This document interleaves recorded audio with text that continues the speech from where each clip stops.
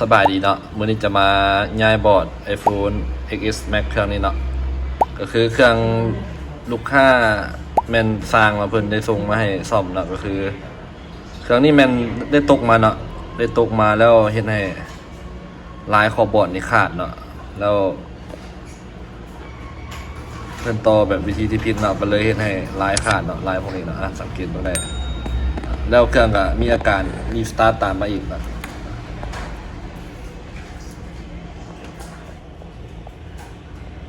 มีลายขาดลายเห็นขาดลายขาด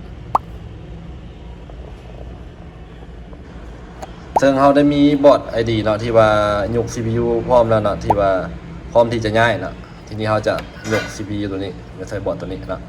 เดี๋ยวเขามาติดตามชมนำกันเนาะว่า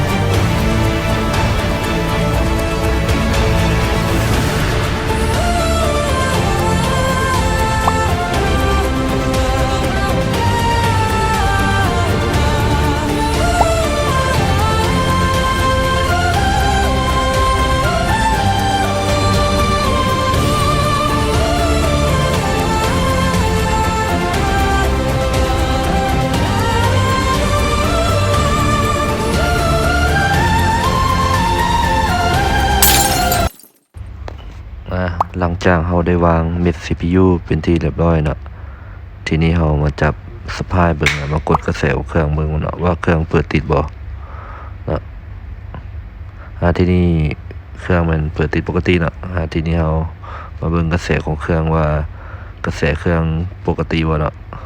กินกระแสก่อนนอนบ่หรือว่ากินกระแสตอนสลีปโหมดบ่ทีนี้เราก็เข้าไปเช็คระบบต่างๆเนาะเช็คกล้องสิ่งต่างๆเพื่อส่งงานให้ลูกค้าเนาะที่เราจะเข้าไปตั้งค่าเนาะไปเบิ่งเกี่ยวกับซีเรียลเนาะหรือว่าโมเดลเฟิร์มแวร์หรือว่าอีมี่เนาะว่าเฮาย้ายมานี่มันมาครบบ่เนาะถ้าว่ามันมาบ่ครบเนาะจะเกิดอาการเมาให้เฮาได้เนาะที่เราต้องเช็คละเอียดเนาะก่อนส่งงานลูกค้าเนาะเข้าไปเนาะเข้าไปเกี่ยวกับเขามาสังเกตเบิ่งพวกนี้เนาะตัวนี้เป็นเครื่อง2ซิมเนาะใช้ได้2ซิม